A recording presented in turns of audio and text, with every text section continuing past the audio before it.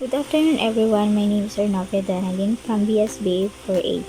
Today, we are going to talk about what special terms of importance are used in organization development. Organization development consultants use special terms. Every field of endeavor has its own nomenclature, and OD is no different. Although these terms can create barriers to understanding and may be potential sources of suspicion for those not versed in them, they are useful when consultants and customers communicate with one another. The other definition of importance of organizational development is to define as the use of organizational resources to improve efficiency and productivity in the workplace. An effective organization can also boost employee morale because workers can feel more empowered and valued when your company is well structured. And it is a field of research, theory, and practice dedicated to expanding the knowledge and effectiveness of people to accomplish more successful organization change and performance. Organization change. Roland Sullivan invited the professional audit community, which opened dialogue, to respond to a concern he heard often from Bob Tannenbaum. Bob felt that Audi needed a first definition of change. He wished for a common definition that those who initiate change would find useful in helping the larger world better understand who we are and what we do. Matt Minahan summarized the dialogue. We put this question to our 1-5 members and found to no one's real surprise that there isn't one definition to which many members subscribe. There were discussion of change for what reasons, with which values, and the service of whom, of what skill, whether it has to be proactive or could be reactive, whether it should be lead, manage, and even whether our field should just use the existing definition for simplicity and clarity, integrating the best everything that was offered. We could say the organization change is the process of learning and behaving differently in order to achieve new and better outcomes by reordering the system structures that drive behavior. Of course, new and better are loaded with implicit values, but the values basis for the definition seems to be important to our members. Other variables that came up in the list discussion included the beliefs that we and our client organizations hold about the word and change and how we organize those beliefs. The fit between our capability, willingness to change, and the other challenges, danger, or opportunity that confronts us. The alignment between the organization and this environment in the likelihood of such optimization of some point. The ability to deeply influence the organization down to the pattern or second loop level patterns of relationship resulting in and arising from different conversations.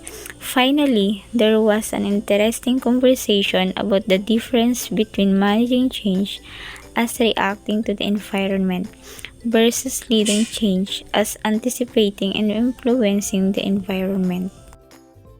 Next is what is alpha change. Implies constant progress, a shift from a preacher state to a post-change stage, in which variables and measurement remain constant. It is sometimes associated with incremental change. This difference of alpha and beta change. According to beta change implies variables progress, a shift from a preacher state to a post-change state, in which variables and measurement methods themselves change. For example, as the members of organization participation in change effort, they become aware of emerging issues that were unknown to them at the outset. The member change their vision of what should be and there be alter the course of the change effort itself. And now let's proceed to the gamma change implies. In addition to beta change, a radical shift from what was originally defined as a pre-charge state in the post-change stage. It is sometimes called transformational change, a radical alteration from the status quo, a quantum leap of paradigm shift. It involves a complete revolution in how we do things or what result we strive to achieve. According to Anderson, provide a more recent perspective on levels or types of change.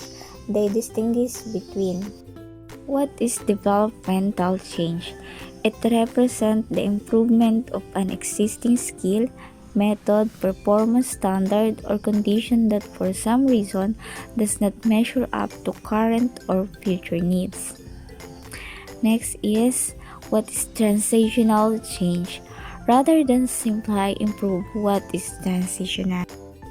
What is transformational change? It is most complex types of change facing organization today.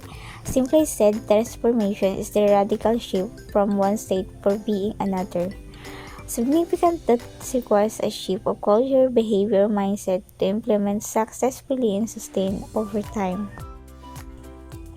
So what is change agent? Cummings and Worley 2005 define a change agent as a person who attempts to alter some aspect of an organization or an environment.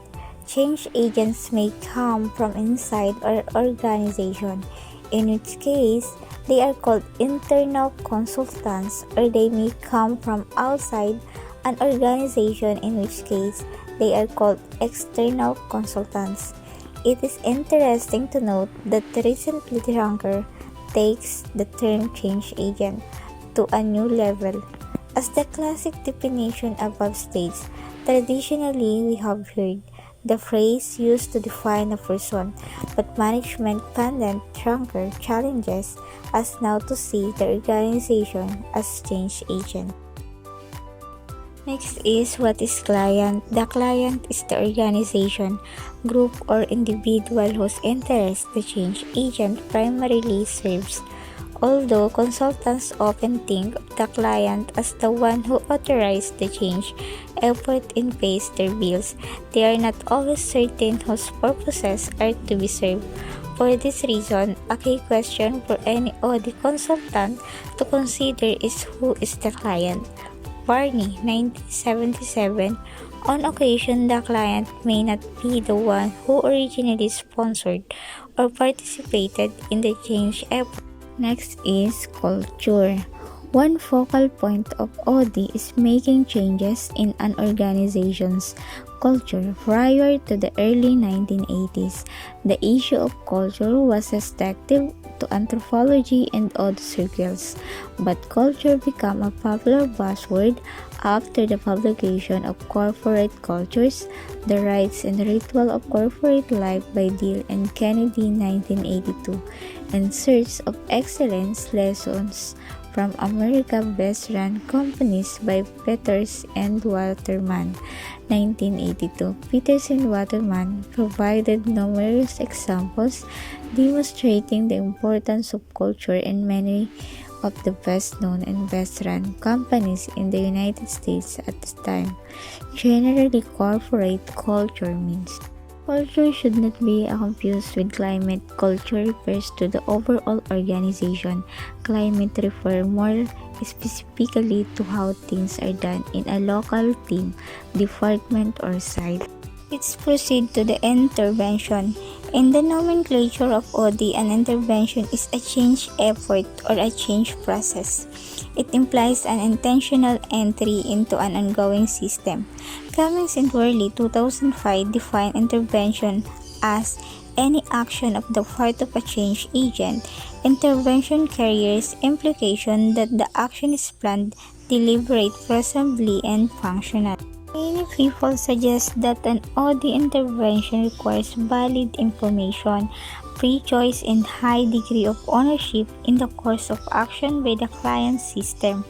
Arias define an intervention with the following classic statement: to intervene is to enter into an ongoing system of relationships, to come between or among persons, groups, or objects for the purpose of helping them. The intervener exists independently of the system. Next is sponsor. A sponsor is one who underwrites, legitimizes, and champions in change effort or OD intervention. Next is stakeholder. A stakeholder is anyone who has a stake in an OD intervention. The stakeholders may be customers, suppliers, distributors, employees, and government regulators.